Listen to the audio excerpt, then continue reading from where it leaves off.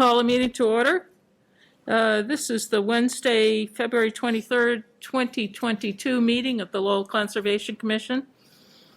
We're a bit delayed by lack of meeting space, but now we'll continue on and start with continued business. Some time ago, we had an enforcement order issued to Dual State Investments, the violation location 25 Clifton Street. This involved fill in floodplain. The property has since come in with a notice of intent, and they've been issued an order of conditions. And some of the location of the former fill is a place where the approved plans now allow some fill to be placed, but it will be compensated for in another portion of the property. So it appears that this enforcement order has been addressed by issuing an order of conditions on the same parcel, although I believe the numbers don't quite match up. I believe it was 19 that we gave the order, 19 Clifton, that we gave the order of conditions, and I'm not really sure if it's the same people. It is. It is the same people, okay. So my thought was, and I'll take opinions, that this enforcement order was no longer needed because we do have it under an order of conditions, and if there is some violation of the order of conditions, we can immediately address that. So anyone have any comments or wishes on this? So are we looking to ratify? I think we ratified it. I think we're looking to rescind it. I'll make a motion to rescind this enforcement order. Okay, motion made to rescind, seconded by Brad. Thank you. Any further discussion? All those in favor? Aye. Aye. Aye. Okay, so the order, oh, hi, Perry. Where are you? Oh, that's right outside Baxter State Park in Maine, is that picture. Well, it would have been a good day to go to Maine.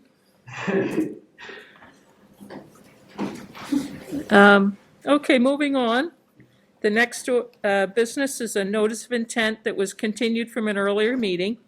This is file number 206-809, sent forth by Aravind Srinivasan, and the project location is 87 Lafayette Street. We had heard this proposal earlier, and the applicant went back to do a little more work on the plans, and they now do have an updated plan.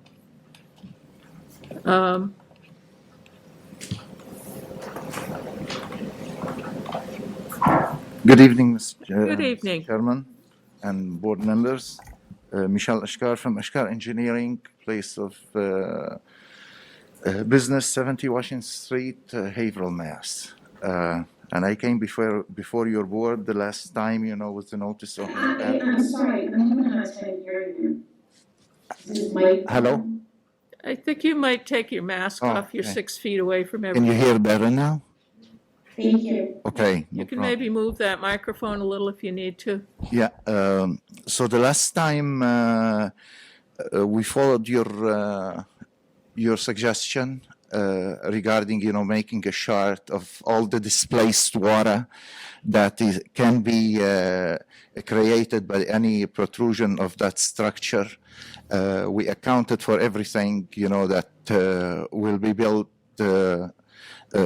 and especially taking place between the existing grade level, which we kept, the existing grade level, as far as up to the flood base level. And all that was computed and presented on a chart. Getting the cumulative water displaced from all, the I-beams sticking out of the ground, the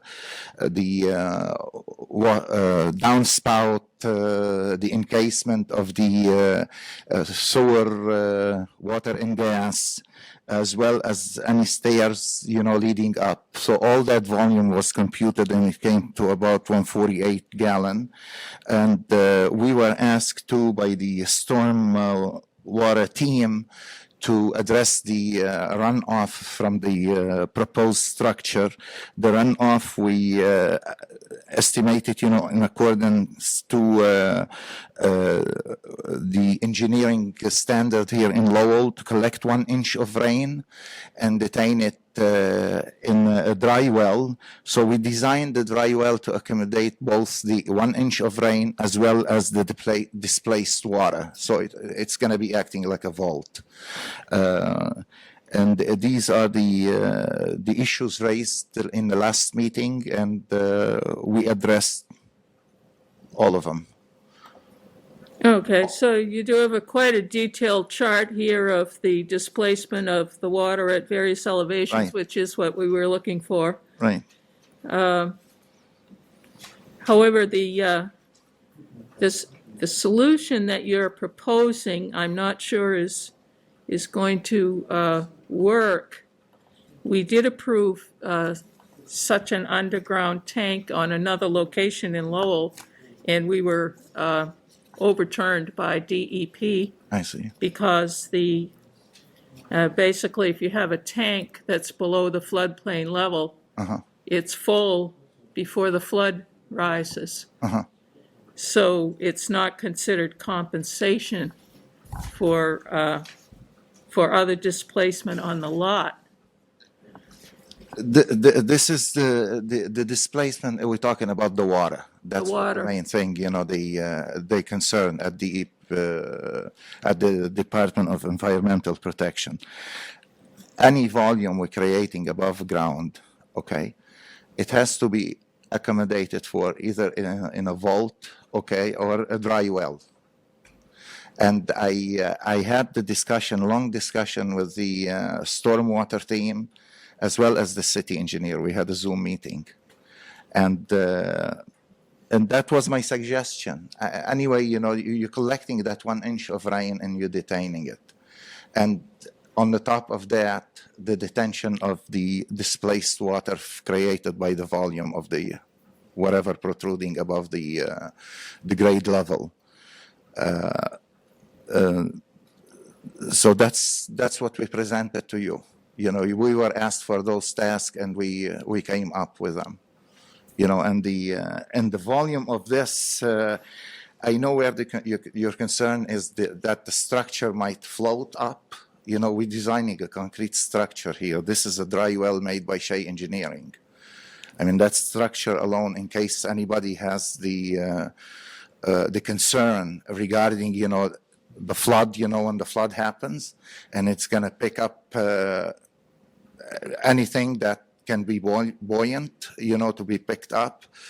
I know in the past, they had some concern regarding the plastic containment of that volume of water, which that could happen easily.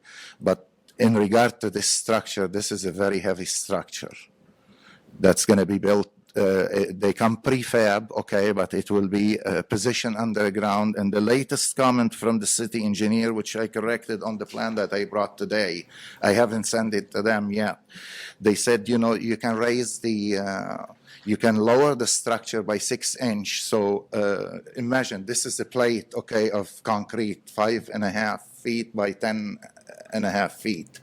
So and the depth is about 2 feet to contain 1,000 gallons of water. So Mr. Joe Cady suggested that that can be lowered a little bit, so only the protrusion will be in the cover of the catch basin that will be collecting the flood water. So they would be able to have around it, some landscape and stuff like that. That's means 6 inches of topsoil. And that's what we showed on the plan. Okay, but the concern is the flood going to other properties as well because of your displacement by your construction. And this tank is full before the displacement happens. Your displacement is above the level of the land. So if the flood comes at that elevation, the tank is full. The flood has already filled it. Otherwise, how it's going to work after that? When the flood happens. But what we are doing is the containment, the general idea of all this enforcement by DEP, that any volume added, okay, it might raise the value of the flood base level. Let's say if there's 1,000 homes did that, without any detention of that water underground, and that's the whole concept of it. Yeah, The well, whole concept of compute that volume of whatever structure coming out of above ground to compensate for it in case the flood happen. It will be detained underground, so it won't be added to the cumulative volume of of the Merrimack River. well, that's one way of excuse me, the board would like to finish first before you speak. Yep, no problem, sir. Yes, ma'am. You've explained your case, but I, for one, was kind of, not embarrassed, but we did have another project that we spent a lot of time on that was very similar to this, and DEP overruled us. They said underground tanks, when the lot is entirely below the floodplain, is not compensation. How else can we compensate for that? I mean, Well, your lot is not one that has any area for compensation unless there's, another proposal. I know you're explaining yourself the way you see it, and you certainly are an engineer and I am not, but I would suggest having at least a peer review on this if you want to continue with this, but even after a peer review, it might be overruled by the state. Or contact the state and deal with them directly, to how would This that would be happen? by another engineering professional of our choice.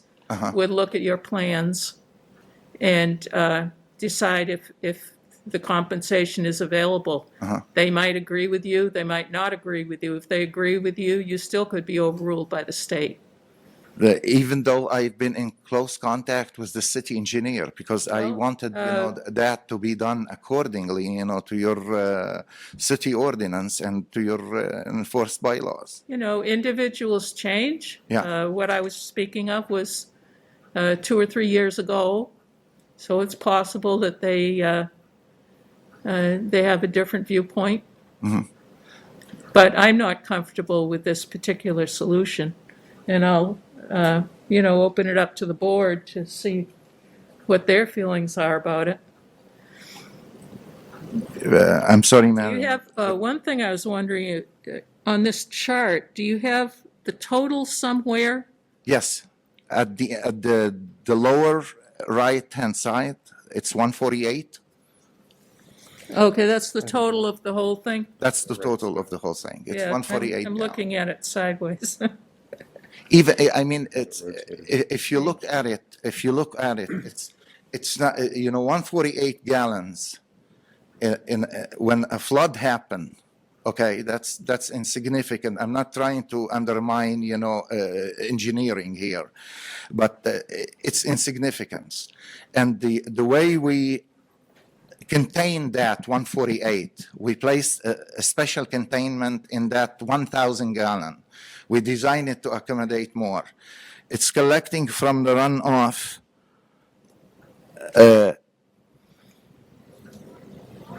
I can't even read the number. The total number is going to become 871 gallon.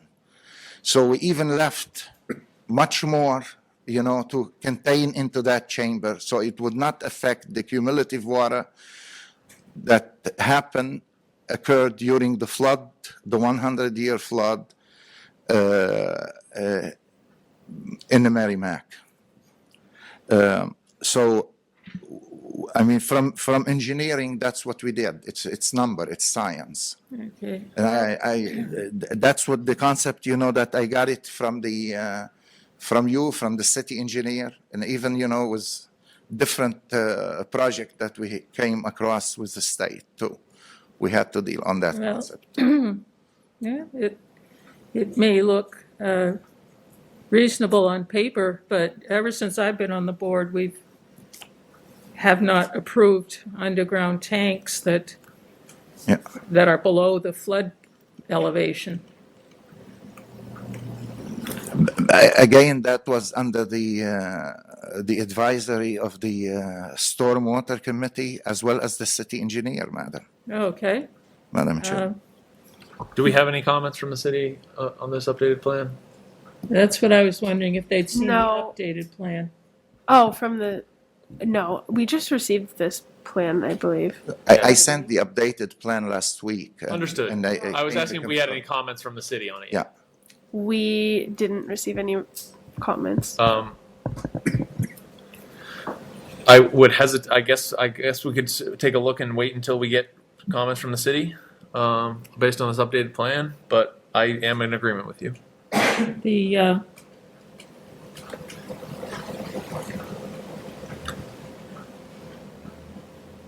you know, I tend to feel that the peer review process is a little more valuable, just because the city engineer and folks who are working here are busy enough, and it's, you know, it's basically somebody starting from the beginning and looking over this plan. And we've had this in the past for both small projects and big, and we get to choose the person, and you get to pay for it. So, and sometimes it's just a matter of, you know, give and take, to say, I like this, but I don't like that. And I feel comfortable with that process, just because, you know, we're busy people too, and not all of us are engineers. So we have seen a few projects, but Can we at least see what the feedback from the stormwater team and the city engineer? I don't know who is the stormwater unit. I'm not. Mr. Michael Stewart and Gordon. I don't know his last name. Well, once again, I and don't Joe I don't Cady, think the Mr. Joe city, Cady. I don't think the city employees are really bound to do individual work on projects. No. I'm not asking for that. I'm saying to wait for their feedback. You know, when I submitted the plan last week, Okay. and I had a Zoom discussion with them too in regard to this plan. So they seen it, and they made the recommendation of lifting up the lowering down the structure by 6 inches, so Yeah.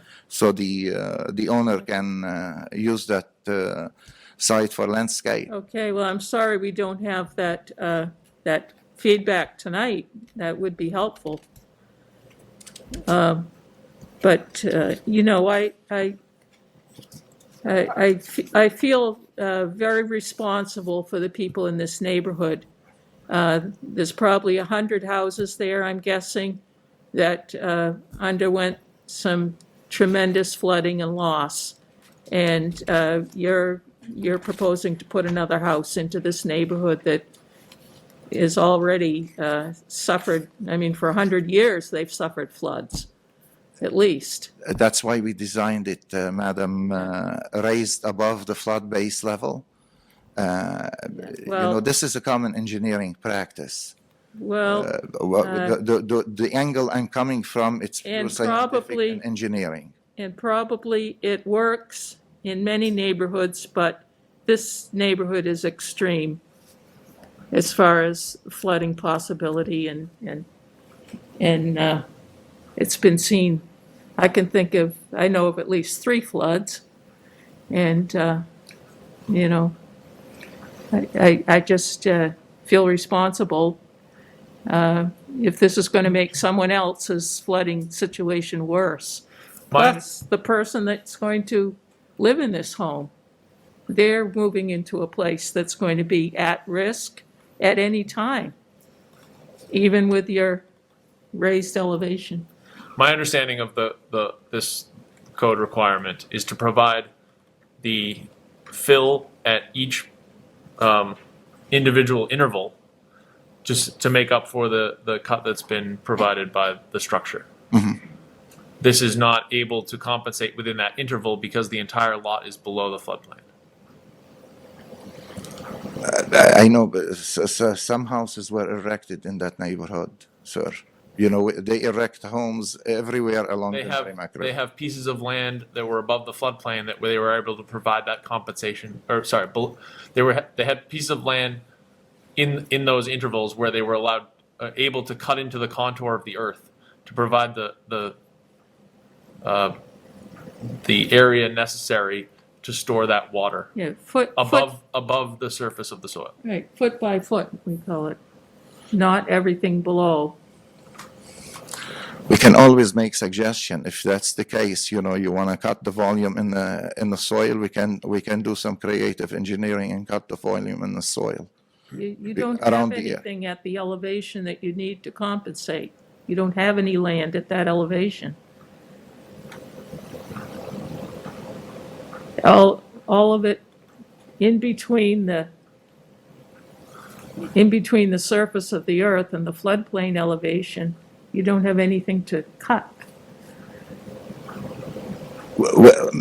Madam, we're not adding any contouring there. We're not adding any fill. We understand that. I'm using the Fill is natural fill ground no matter the way what it it is. is. The building that supports the stairs, the cement slab, it's all fill.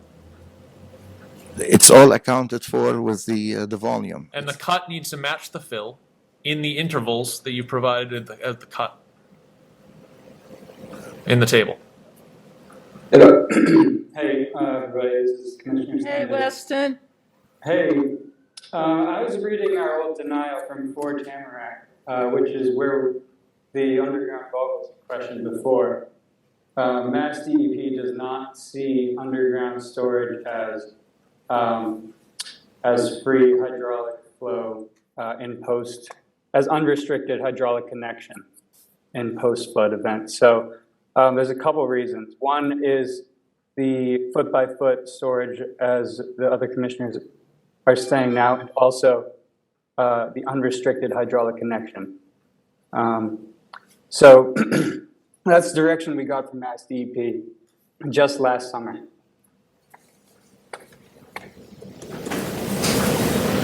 Thank you, Weston. Didn't know you were here. Yep. I thought you were down by the falls. Yep, that's me. Yep. It's pretty easy now. Sorry. So I guess we have, does anyone else from the board have questions or comments? So I know we have some people here that want to make a comment. I would, like to keep it relevant to the issues that we can do something about and not talk about parking and students and things like that. Yes. Open up to the public. I think there's some people online that are. Yes. I know, aren't these the people right here? That's what she's talking about. She wants to open it up to the public, right? Yeah, I think, yeah.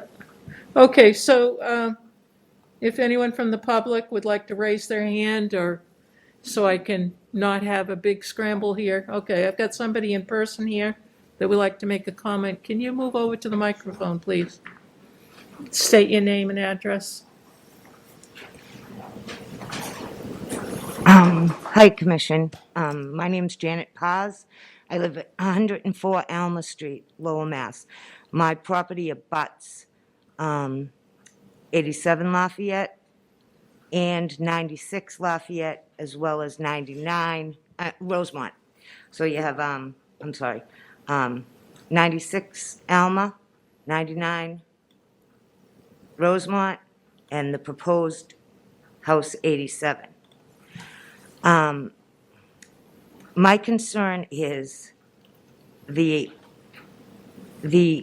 first of all, the first house was supposed to have an underground and it didn't. So now he's proposing an underground, and who knows if that's going to happen. But I also sent in some pictures, and I sent them to Alicia. And Peter sent them also. Of this Thank you. past, from January to February of this year, of 87 Lafayette's property from the rain. So there was 2 dates in January and 2 dates in February, and that property is full of water. One, there was no snow. My concern is the 99 Rosemont house. The 87 and the 96 flow directly into this house. And it's like the sacrificial lamb, so to speak. You know, it certainly affects me, but it affects them even more. So, I'm just concerned. I lived through the first flood. I have pictures of the first flood, and I don't think anyone wants to live that again. So, thank you. Thank you. Someone else like to speak? A few people online. Anybody on Zoom have anything to say? Go ahead, Alan. Hi, my name is Alan Paz. I am the husband of the woman that just spoke. When they built the house, I believe it's 96, right next to us, the still house we call it, they said that they weren't going to fill any part of it. But, however, if you could take pictures, they actually added some fill, including the concrete slab. In order for them to, they came close to too high for the zoning. Now, I don't know if this is going to be, he seems to have the slab a little bit higher than that house, so it might put him over the limit of the height according to the zoning. Also, I believe last time, I don't know if it went through the conservation, but it went to the zoning. They said that even though if you put in 3 overflow cement chambers, okay, for the runoff, that still wouldn't comply with the drainage. And it would, if we had a flood like we had back in the Mother's Day flood, they call it, it would totally devastate not only, well, my wife said the house on Rosemont, which we abut, but it would totally annihilate us as well as the house across the street, the house on Lafayette Streets. I know for us, we had to rebuild the whole first floor of our house. And I'm sorry. And like I said, if this house is built, it would just add to the flood intensity. And I believe that more houses would be devastated as well. We live sort of a little bit higher, and our houses next to us are a little bit, it's on a incline. However, with that installed, that house, I know for a fact that those houses would be decimated as well. So I really believe that this house is it's negative, a very negative. It proposes a very negative situation for everybody in our neighborhood. I know that the person that owns the house, they're trying their best to accommodate the conservation zoning, but unfortunately, according to the last meeting, this just couldn't be done. It wouldn't pass. I'm not sure how it passed that last one. I'm not sure if it even went through the Conservation Committee. However, on the next one, they had to do a lot more for drainage, and it was not deemed. They would have to put it higher at least, and it would be too high for the zoning. Okay, Alan? Thank you very much. Alan, Okay, I'm sorry we're about trying to look at this pretty much very carefully, and I know you're concerned, but I have a couple other people here that want to speak as well. So thank you for your comment. Let's get through the rest, and then if you think of something else. Thank you. Thank you for your time. Okay, Lynn, you're waiting? Yep, I'll make it brief. I just have a couple questions. What type of a house are they building there? Like a style? Does he have a? It sounds very much like the one on the other side, because it has to. The one that has the stilts? It needs to be raised up above the flood. Okay, and then my concern really is the flooding too, because I know it floods a lot. Like their lawn there at 87 always has a lot of water, even in the street. Like a regular rainstorm, the rain always, the water, is in there. And we live down at 106 and in the bowl. And I know this, the rain goes down, you know what I mean? So we're so worried that the house is going to really, with the fill and stuff like that, and the movement of the earth and just the building, I just feel as if it's going to really affect our home and our neighbors, so we just are not happy about it. Okay, thank you. Yep. Anyone in the room here that would like to speak? Anyone else? You're the proponent, right? Yes. Yeah, okay. Thank you, Can you gentlemen. state your name, please? Able to hear? Okay. So I'm the owner of the property, and this is my notice of intent. Could I heard some suggestion about one more time.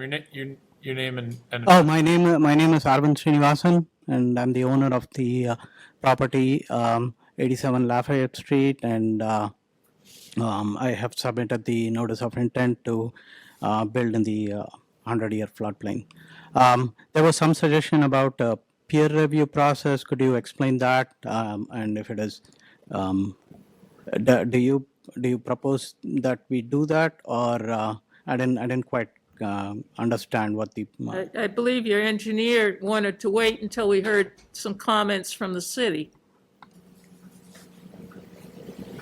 Your engineer suggested that we wait for comments from the city before we decide on that. Mm-hmm. Okay. So we're going to wait on the. Okay. Okay. Sounds good. Thanks a lot. That's what I wanted to clarify. Thank It you. would be useful to reach out to the DEP and start a conversation with them. Weston, say that again? It might be useful for the applicant, the engineer, to reach out to the Mass DEP and start a conversation with their reviewer. Yeah, good idea.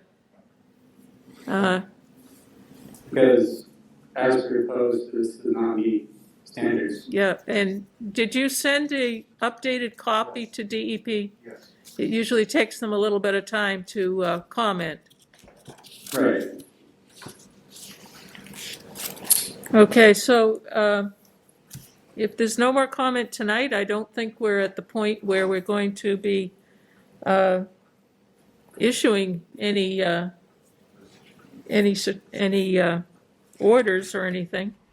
My only concern is that we are holding off on a vote for something that we feel like should not pass. Well, I think it's the applicant's right to obtain opinions. He thinks the city engineer's opinion would be helpful to us. And you also appeared to be open to having a peer review on that. However, if you do contact DEP, you may change your mind on both of those. So I think Weston's suggestion is a good one, that perhaps you should kind of test the waters with what the state is up to now, because we definitely can be overruled even if we agreed with what you've done so far. And from what I've experienced in the recent past, that's probably not the case as far as this particular design proposal. So I think we're at the point where we would continue for further information. Someone, Can make a motion to continue to the March 9th meeting. motion made to continue to March 9th, I'll second that motion. seconded by Kevin. Any further discussion? All right, all the vote. All those in favor? Aye. 1, 2. Aye. Perry's hand is up. Okay. Thank you, and we'll see you next time. Thank you. Thanks for coming. Yeah. Thank you to the neighborhood for coming and keeping track of what's going on. Thank you for your time. You're welcome. Moving on in our agenda, we have a request for determination of applicability in the same neighborhood, 138 Martin Street. The applicant is Chanta Mo. This has been continued numerous times, and the proposal has changed, so I'm not going to read the whole paragraph. It originally included a expansion on the back of the house, and now I believe it's just a approval of a pre-built parking area. That at the last meeting, there was a suggestion made that a drainage swale of some sort be provided. Is there anyone here for this particular project? Have you heard anything from them? Someone's online. I think it's Vaughn. Well, anybody online? Someone in Sorry about that, I was double muted. I'm on. Oh, there you are. Sorry Good. about that. Good evening. I think you were going to design a drainage area on your parking area. Was that the case?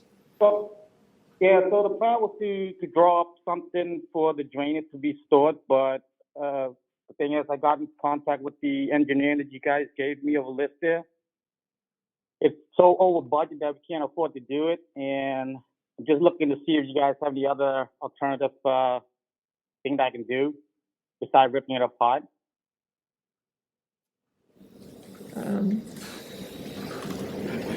Did you guys hear me? Well, yeah, I can hear you. Sorry about that. Yeah, I think Kevin and Brad basically were thinking about the drainage area. Yeah, I spoke to not who I spoke to, but I got a list of engineers from the previous engineers you guys worked with before. But the thing is, it's going to cost me, the guy is going to charge me like around $4,000 just to do the plan. And then God knows if you guys are going to approve it or not, and God knows how much it's going to cost me to build it. So Yeah. I spoke to the wife, and I no, don't think we can afford to. I think that's a little high for something that doesn't have many moving parts to it. Yeah, he was saying that he charged me a certain amount, and he has to get somebody out there to take like photographs of the land and measure it, all that good stuff, and that's another piece of payment I got to pay for another person. So Yeah. he said it's average between that 3,000 to 4,000. So Yeah. Well, I for one think that probably once again you're entirely below the floodplain, so we're just trying to keep runoff from going across your property line by doing the swale, if I'm not mistaken. I think I would be happy with a kind of a homemade swale that might benefit from some research before you do it. And in my mind, a little something is better than what you've got there now as far as putting some drainage in there. But I wasn't the one that suggested it, so I'll throw it back to them.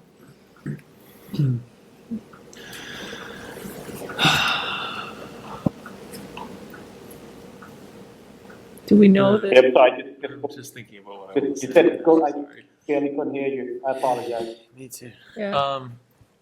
I am very concerned about the precedent of allowing something that went on without proper permitting to then be haphazardly designed by the client and this board. I agree. Well, the thing is, I would think you'd actually need a study to see which way the water's flowing. They talk about a high point, but looked pretty flat to me. Yeah, I mean, his diagram was close enough. It just never would have happened had he gone through the proper steps by going to get a permit. They wouldn't have allowed him to get the permit in the first place. So does this set a precedence that people should pave their driveway and then ask for forgiveness later? Well, Like I said, what? I did not know that I need that when the gentleman came and did the pavement. If Yeah, I did, I would have went to you guys. We do certainly understand, and that's part of any reason that we're talking about this right now. If But if you think about the outcome, or if he had come before us, would we have denied it? We've given permission for at-grade paving on Shirley Avenue and various other locations throughout the city. I can't remember the names of some of the streets outside of Pawtuckaville. Would it have been any different? In other words, would we have said, if you can do it if it's at the same grade? And if so, then, we're basically just being vindictive by saying, because you did it without our permission, we want to make you do a whole lot of extra stuff. Yeah, I'm not convinced that we should have approved this in the first place, or would have approved it. I'm no fan of asphalt myself. If you went to go to the city engineer, I feel like he probably would have done the same exact thing and said, no way, there's no way we can do this. So are we moving towards having him take out all of that pavement? The area that is outside of the limits of his existing, previous existing driveway. Now, if I was to remove that, do I get like a time frame or anything like that? I get a few months before when the weather get a little warmer. I have to think that myself. No, you can't do anything till spring or till things dry up anyway. And you'd probably have to apply for something else because you'll be doing work. Can I ask you guys? Can I ask you guys a question? We're just talking amongst ourselves now, Glenn. Did you have Sorry about that. Yeah. Weston, you went out there. What kind of feeling did you get about it?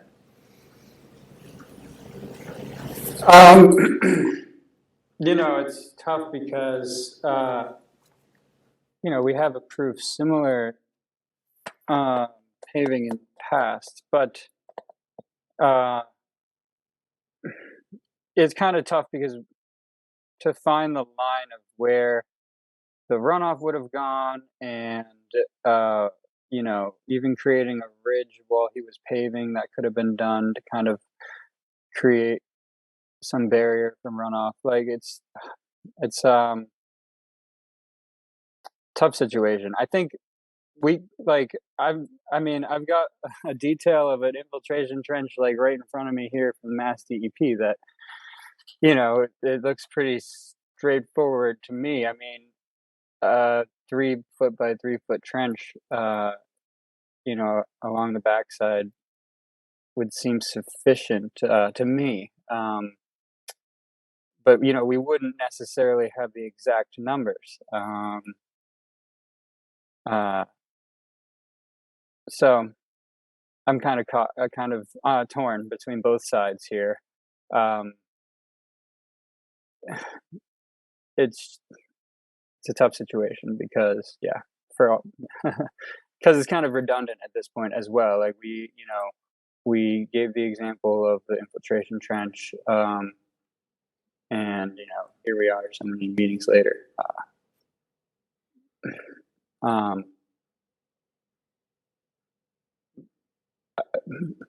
mean, I don't know. Sorry, I can't be more direct with this. Nothing says we all have to agree on everything here. Right, for sure. Perry, did you have a feeling about this? What you'd like to see? Can you guys hear me? Yep. Yes. Okay. I've been having mic troubles. I think just going back to the start of the project to where the first time it happened, when they initially did it, you know, like Kevin and Brad have been saying, I don't think they would have approved this project in the first place. I think without being able to do that drainage ditch and have the right numbers for that drainage ditch in the back, it's tough to say that it should be there at all. It's kind of where I'm at.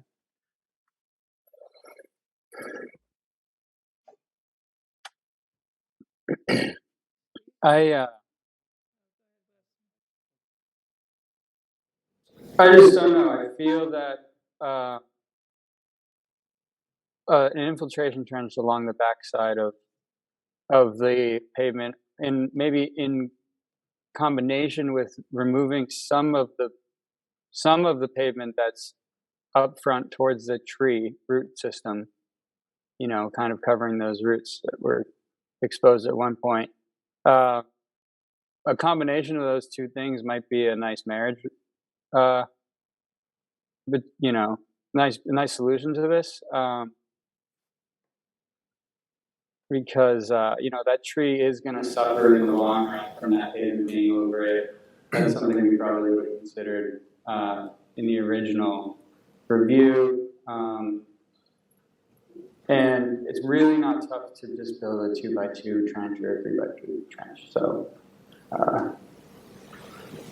I don't want to have him spend $4,000 for her. That seems high, honestly, being an engineer myself. So maybe you could get a couple more quotes, but you know, I don't want this to really drag on. And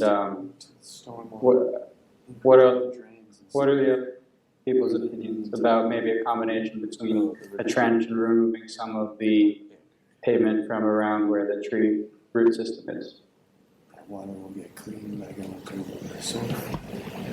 Steve? Well, I guess as a commissioner, I'm a little uncomfortable creating a sort of designing a solution sitting at the table here. I'm not an engineer, so I would have a hard time voting for that. I guess I'm thinking, you know, this driveway was, or this pavement was put in unpermitted.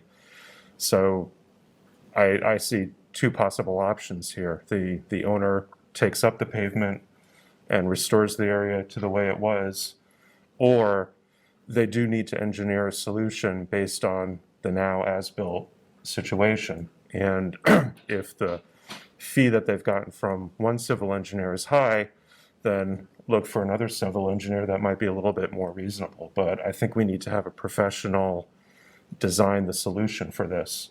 We can't do that. That's not our responsibility.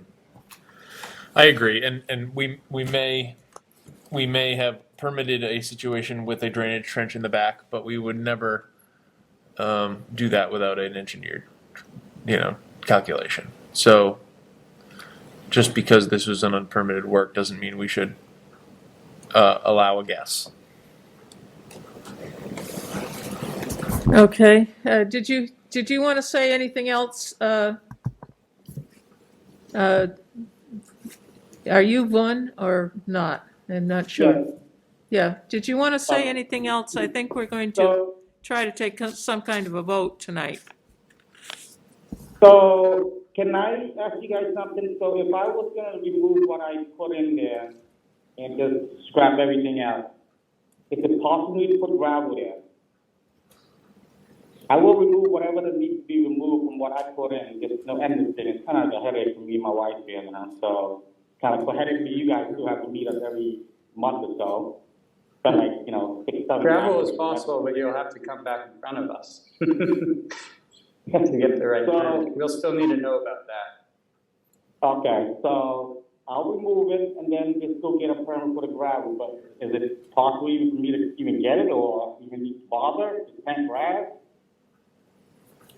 I think we've approved gravel driveways before. Something reasonable is definitely possible.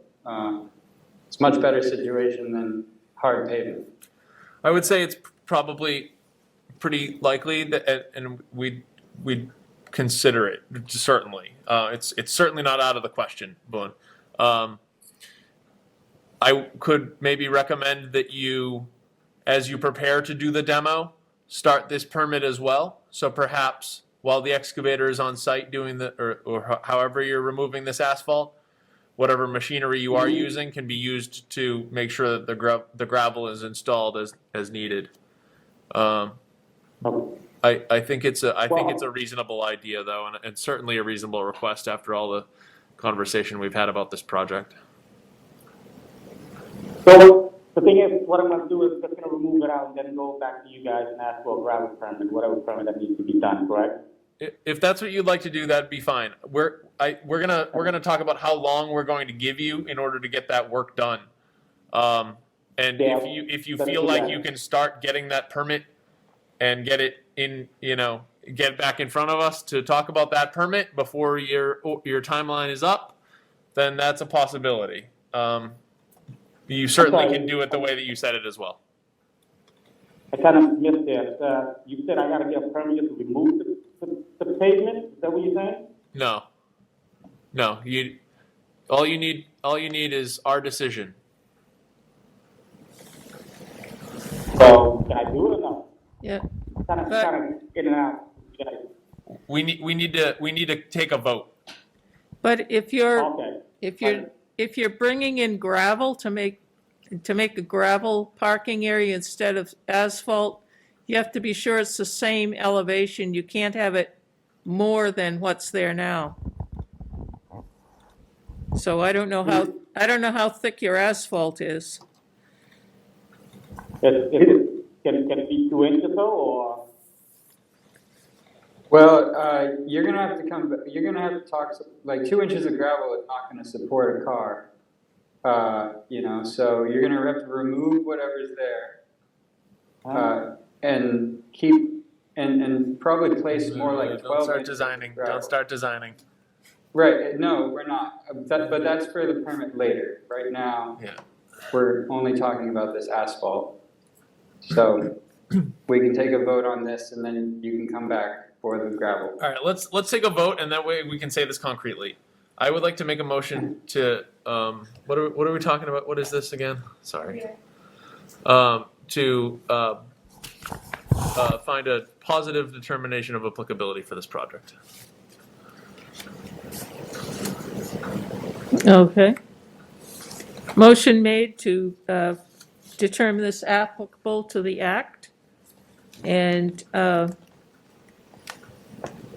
do we have I'll second Brad's motion. seconded, do we have a?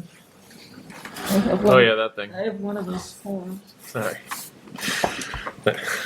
Thanks, Louisa.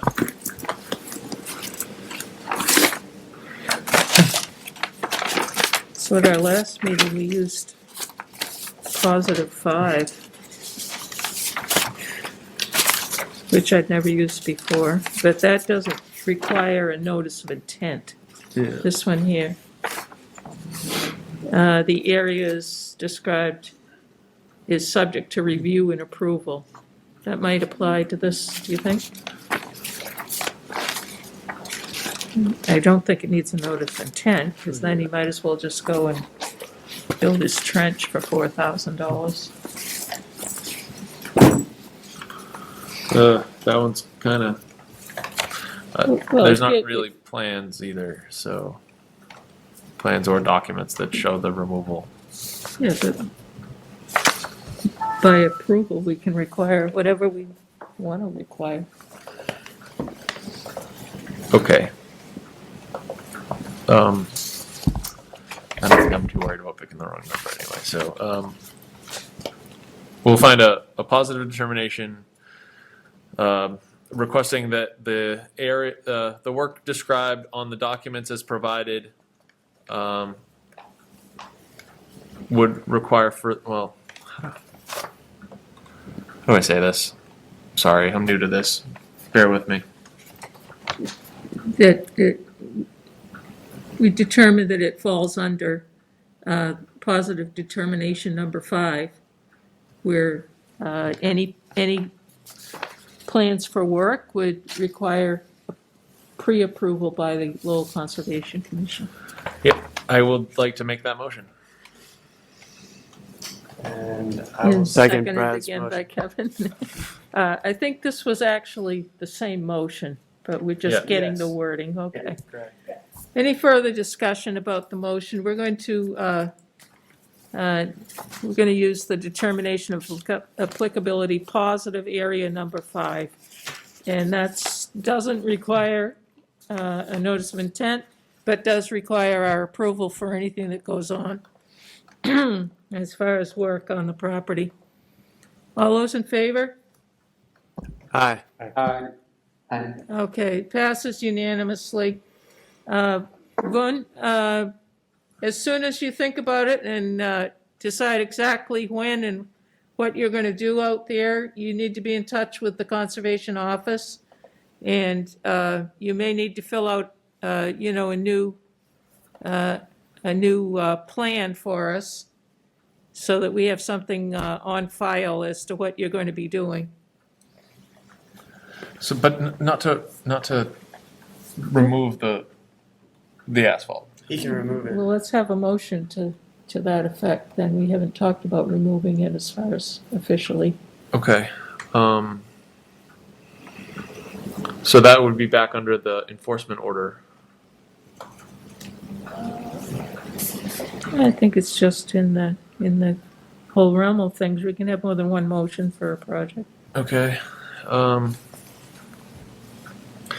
So I'd make a motion to allow, without penalty, the removal of the asphalt which lies outside of the existing driveway, the previously Original. existing driveway area. I'll second that motion. Okay, could we add on to that we'd like to be notified before the work begins? Call the office. Reasonable condition, yes, Yeah. certainly. Okay, Sorry, anyone else want to add to that? Okay, all those in favor? Aye. Aye. Yeah, I think that was unanimous as well. I have to get back to you guys just removing the asphalt. So Boone, here's where we are now. You can remove the asphalt. I can barely hear you. Can you hear me now? Can hear you. All right, so you're allowed to remove the asphalt, and we insist that you do. Okay. You can let us know how long that will take you, and Okay. you can let the conservation office know. After it's done, correct? No, let them know how long you're planning on, when you'll get that work completed. When you know, let Okay. them know in a reasonable amount of time. We're not setting a specific timeline on that work. While you're getting your ducks in a row to remove that asphalt, you may also consider providing us with a plan to replace that removed asphalt with gravel. But that will have to be something Okay. that is presented like you started to present this request, as an RDA, a request for determination of applicability. So you'd have to do a different request. Okay. If we approve that request, then you could replace the asphalt with gravel. Otherwise, you just remove the asphalt. Got you. That's it. That's all we got. Cool. Thanks for your time. Right, thanks, Okay. everyone. Thank you. Just call the office if you have any questions, and keep us in the loop here as far as what's going on. Yep, thanks. Take care. Thank you. Okay, next we have some new business, a notice of intent from New England Power. The project location is along the J162 transmission line. This is a line that runs through a good part of South Lowell and vicinity. And we had quite a extensive report as to what they want to do. Is there someone here for New England Power? Hi, good evening, Lowell Commission. This is Allison Millman from BSC Group. I'm here on behalf of New England Power. Hello. To present the J162, J162A OPGW installation project. May I please share my screen? Sure. Okay. I've prepared a brief PowerPoint presentation. Is everyone able to see my screen at this time? Yes. Okay, excellent. So the purpose of this project that we're presenting to you today is that New England Power needs to refurbish portions of their existing transmission line. In doing so, they will be installing optical ground wire. This is an overhead telecommunications line along the existing transmission line, and the purpose is to facilitate faster communication between substations. So the net benefit of them doing these upgrades is that they will be able to communicate using their existing transmission system between substations to better respond to emergencies or reliability issues that may occur along this line. This project right away in Lowell is kind of a branched approach. So the J162 line is the main line that you see here. And then the J162A is a tap line that goes to an existing Lanergia substation, which ties into that line.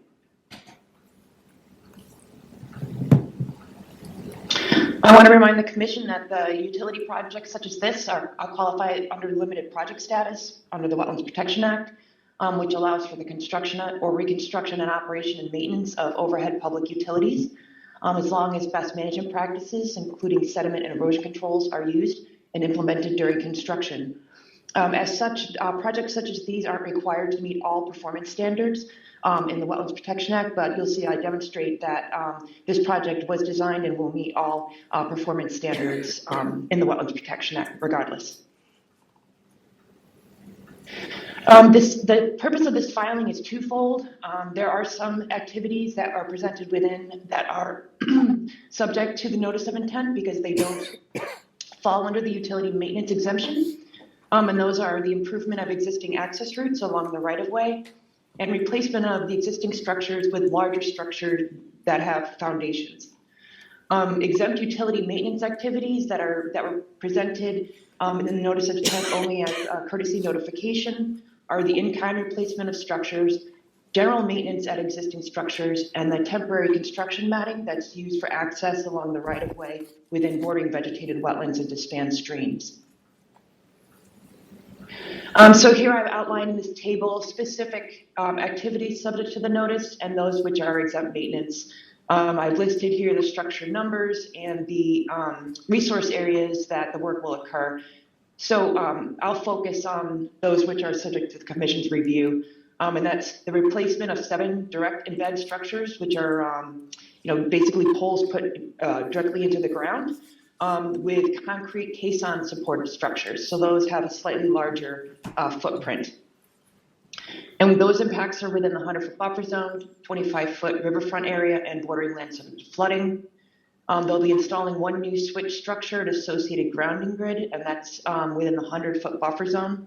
The switch structure is necessary to manage basically electricity on the line. It's called a switch structure because it allows them to be able to turn on and off electricity during emergency or repair activities.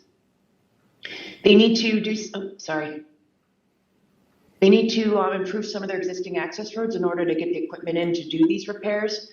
Those activities are within the buffer zone, the riverfront area, and bordering land subject to flooding. And lastly, they will be removing 8 live trees and 4 dead trees necessary in order to gain access along their historic route off of Lawrence Street. And those are located within the 100-foot buffer zone and the 25-foot riverfront. So as disclosed in the application, we have access road improvements within bordering land subject to flooding, 316 square feet, where we propose zero net volumetric fill. In areas where they do need to add some more gravel, they've committed to doing some over excavation in order to place that stone. And then the 229 square feet of the poles and bordering land subject to flooding where we have replication proposed. You'll see there's no permanent impacts, bordering vegetated wetlands. 236 square feet in the riverfront area for the road improvements and 50 square feet for the poles. We also, as I mentioned, have 100-foot buffer zone impacts associated with road improvements and replacement utility poles. So in order to compensate for the impacts for the bordering land subject to flooding, based on the new proposed structure that unfortunately engineering couldn't move out of the floodplain due to some overhead constraints from some other crossing electrical lines, we're proposing a volumetric compensatory flood storage area. And that's shown here, the analysis that was done by our landscape architect, looking at the existing topography data to provide compensatory mitigation at each incremental location where the fill is being realized for the new structure. And this is located, this is near Bolt Street, structure 48. It's shown on the plans just to basically expand the existing floodplain area out into more of an upland location to compensate. For those tree removals, as I mentioned, they required along a historic access route to structure 52, which is located off of Lawrence Street.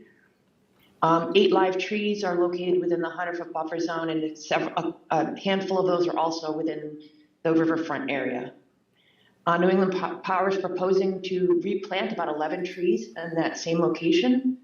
And tomorrow night we'll be in front of the city of Lowell to be heard under the Lowell Tree Ordinance, where that mitigation will be determined and concluded on. And that's, again, scheduled for tomorrow night. So this is the location where the tree removals are occurring. This is the existing historic access that runs along the Concord River to structure 52. These are where we've identified trees to be removed. And within this location, our forestry team feels that they could probably fit in about 11 tree plantings that will not restrict further access for maintenance at this structure. With that, I'll take any questions, and if there's interest from the commission on doing like a page-by-page review, I'm happy to do so. Otherwise, I'll just open it up to what you'd like to discuss.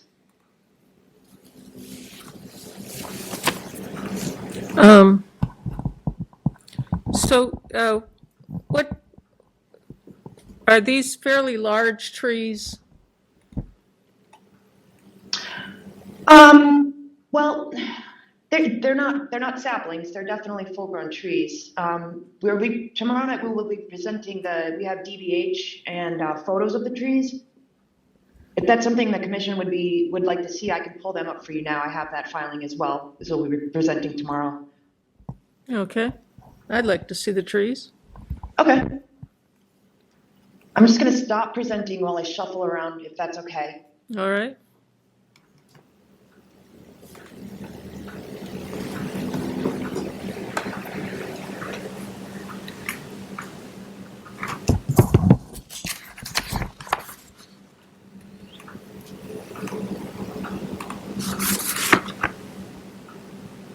Can't read my own writing.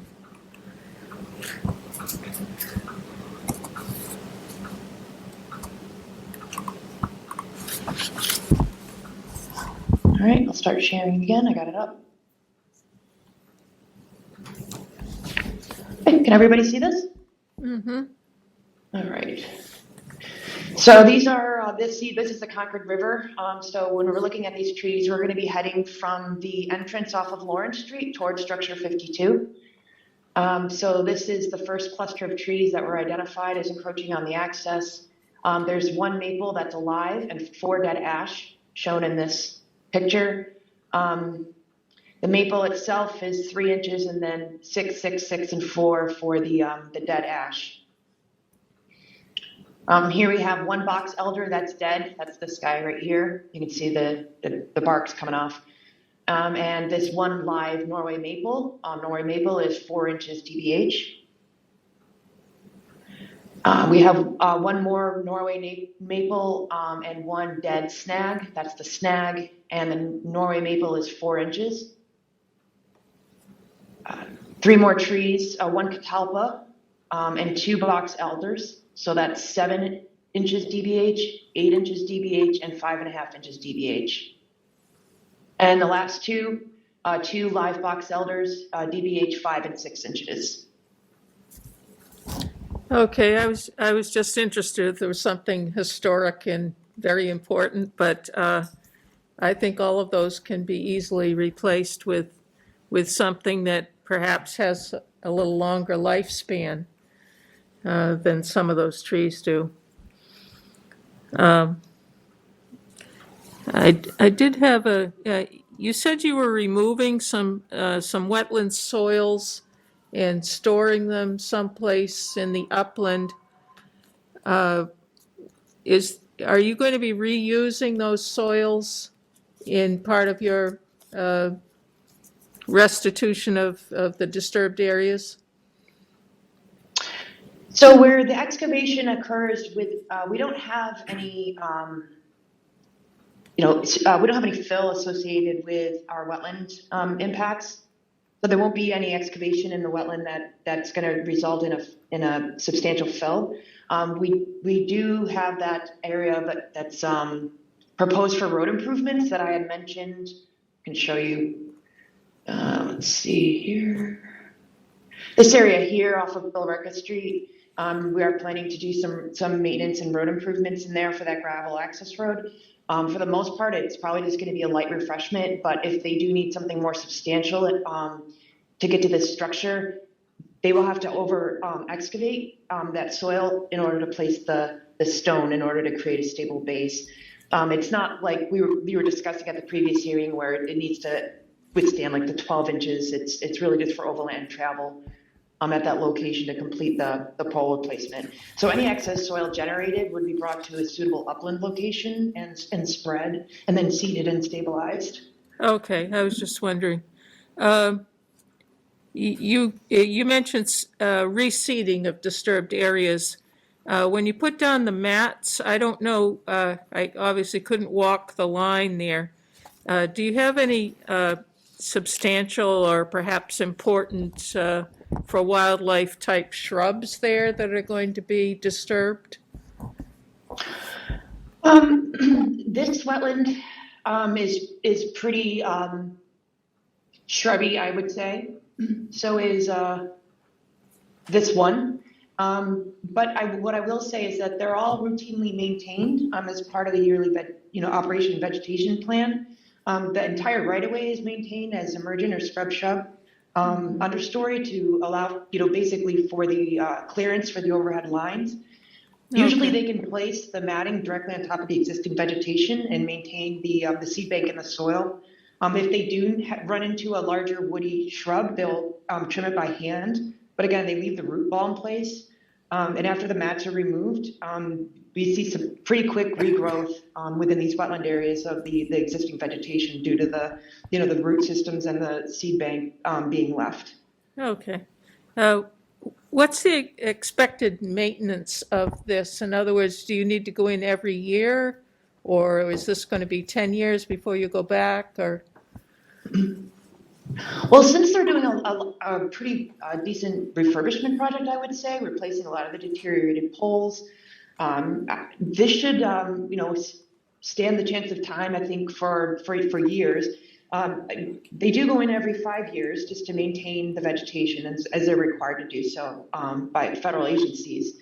And if there are any kind of emergency or storm response events, they could happen at any time. And they would obviously have to go back on the right-of-way to address those. But due to the fact that all these poles are getting replaced, and they're getting replaced with newer steel poles that should last much longer than the existing structures, I think it's a benefit in the long run for not needing to come in and doing maintenance year after year. okay, anyone else from the board or from the public want to ask questions of this? Sure, one at a time. Do you want to speak into the microphone, please? Hi, my name's Eric Finn. I live at 81 Billerica Street. My concern is the maintenance of this property.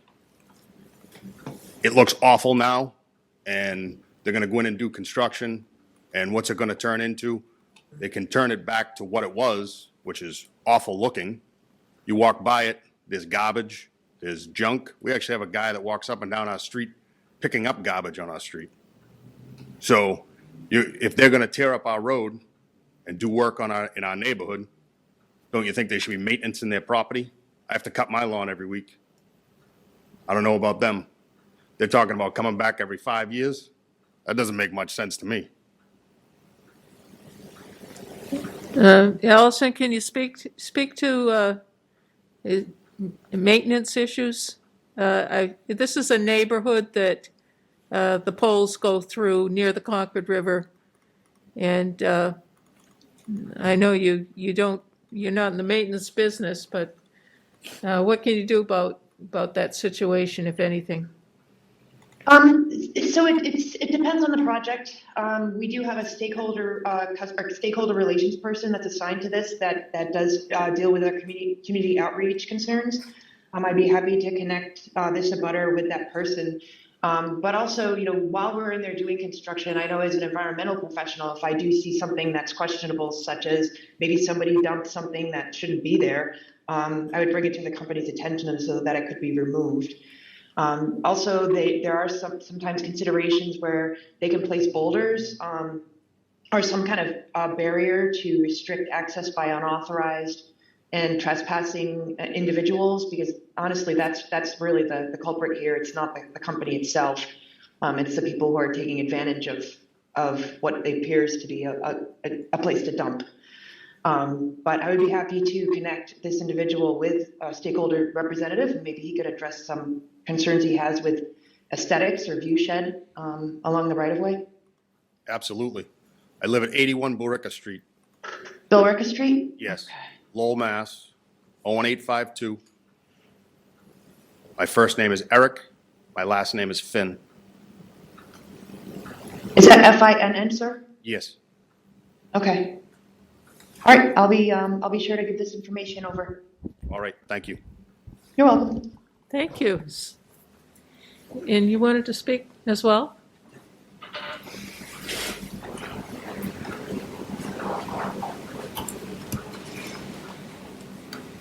My name is Steve Buckjune. I met Eric tonight. I live at 42 Billerica Street. I'm about 600 yards north of what we're talking about. He's right.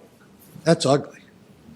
But my main concern is Has anybody thought about the wildlife? A lot of ducks around there, a lot of waterfowl, fish, squirrels, small animals. We can all talk about things. They can't. How is it going to affect them? And is anybody looking into it? And does anybody care? That's my concern. So there is also Okay. Oh, sorry. another concern of mine is that there is a white ranch house numbered 157, which seems to be just north of these poles. It's well kept. It's abandoned. It has a shed in the back, and it has a small black foreign car that looks like it's been sitting there for years. Does that have anything to do with it? Who owns it? And is it a part of any of this? Will it be raised? As far as I know, I've taken pictures of the house. There was also a very large sign out in front of the house, and I took a picture of that. I went by tonight. Sign's gone. I have no idea what's going on. If the house is going to be raised, I thought I had read somewhere that somebody who was in control of land wanted to put 3 large structures there, but I haven't fact-finded that. Okay, we need to stick with, I believe this is not their property. My concern is, he's right, it's ugly. Concern number 2 is, what about the wildlife? And let's leave it at that. Thank you. Okay, so if I understand correctly, I think the concern is about the wildlife on the right of way? Absolutely. Okay, so one thing I can say is that right-of-ways do provide actually valuable open space and corridors for wildlife use, especially since they're maintained in a habitat type, which is not that common that we see much in New England areas anymore. So that's, the low grasses and the shrub, what's called kind of an emergent habitat type. It's actually one of the best places I've seen for a lot of species of warblers. I do actively like the bird.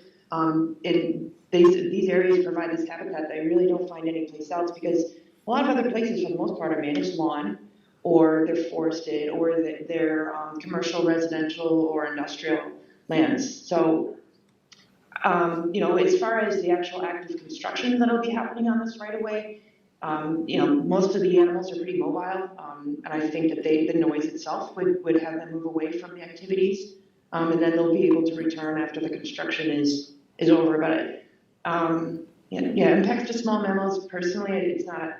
I don't find it too concerning, especially since, like I said, in some of these areas, these right-of-ways run through. This is the only green space for a while. Certainly is. Within the last 6 months, I guess I don't know what you'd call a family of beavers, but they went nuts. And in Muldoon Park itself, they took down a number of trees. And I'm not talking about saplings. I'm talking about trees that were maybe 10 inches in diameter. And I saw it all because I've been retired for years. And at 8 o'clock in the morning, the DPW would show up, big trucks and chainsaws, and remove what was left. Then they also put up wire grid around the trees that survived. That was me, but not as a conservation commissioner. Yeah, I put the wire mesh around the trees. All right.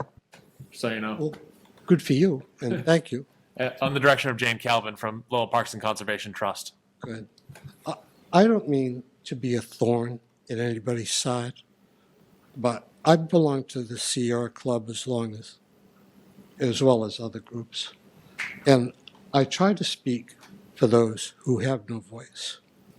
And we're human beings. We can think, we can talk to one another. I'm sure they talk to each other. And just as we get angry, they get angry too. We can sometimes do things about things. We can vote things up or down, approve them or disapprove them, but they can't. They have to live with what we give them. So that was my question. Has anybody given it any thought? Again, my name is Steve Buckjun. That's Buckjune. My phone number is 978-805-8887.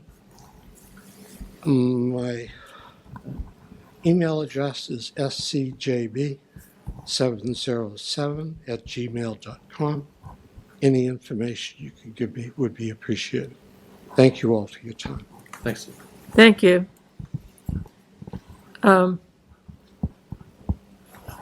So I was thinking as he was talking, how long does it take to put one of those poles, replace them? I'm thinking you're not in any one location more than a couple of days, are you, as far as the work? Yeah, I would say for like the exempt maintenance poles, where they're just swapping out the poles in kind and not having to do those foundations, it's like, yeah, it'll be in it for a couple days to do the base. And then no one will be there for a little while, and then they'll have a crew come by and set the pole. That'll take a day. And then they'll be doing the overhead work when all the poles are up. And when would this work be accomplished? Summertime? Well, this work actually spans more than Lowell. The line goes into other towns, but I know the work itself is scheduled to begin this summer. And that's when it'll begin. Some of this work is outage driven, which means they have to make sure the lines are shut off when they do like the overhead work, or they set the poles and put the lines over. So that is all very dependent on when they are able to secure those outages. And that's a pretty complex process because obviously they don't want brownouts or blackouts, so it has to be planned very carefully. Okay, thank you. Anything further from the board? Your plans, as usual, were very, very complete, so there's really not much to say was omitted. If there's nothing further from the board, are we ready to close the public hearing? Can I make that motion? Motion made to close the public hearing, seconded? A second. Seconded by Steve. All those in favor? Aye. Aye. And are we ready to make a motion about the order?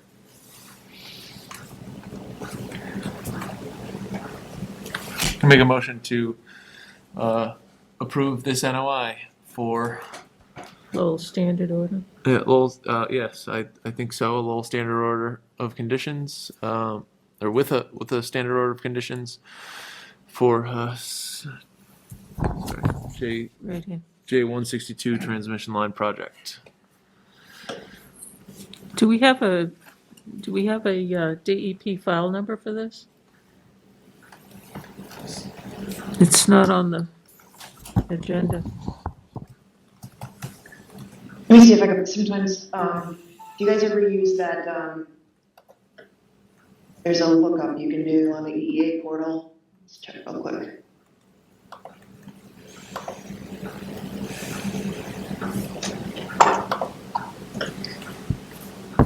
Lowell. It's 206-0812. Is that clear? Yes. Yep, thank you. You're welcome. Okay, we have a motion for our standard Lowell order. Do we have a second on that? I'll second. Seconded by Weston, thank you. Any further discussion or additions? All those in favor? Aye. Aye. Okay, motion passes unanimously. Thank you for your presentation, and Thank you all. good luck with the project. Thank you. Have a nice evening. You're welcome. Thank you. Take care. Thank you.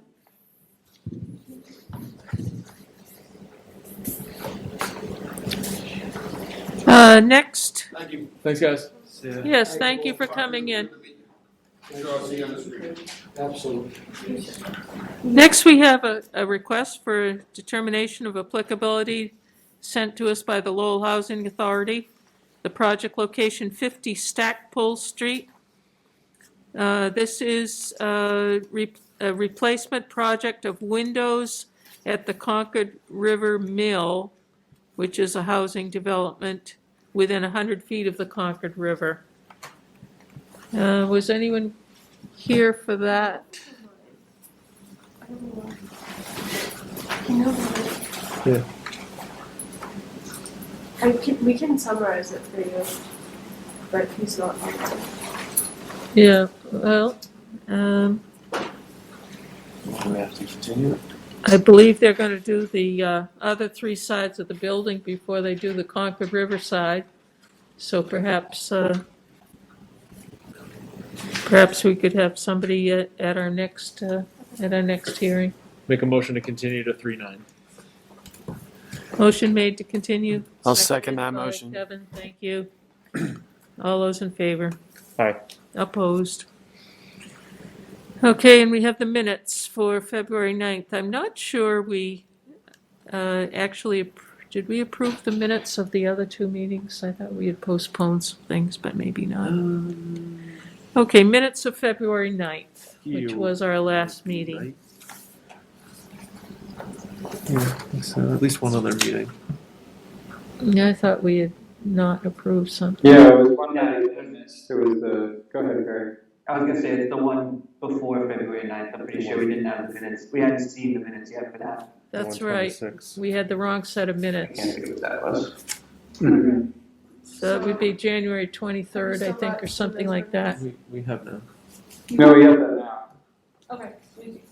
Yeah. Yeah. I guess we can approve both of them if we want to. Does anybody have comments? I'll make a motion to approve both comments.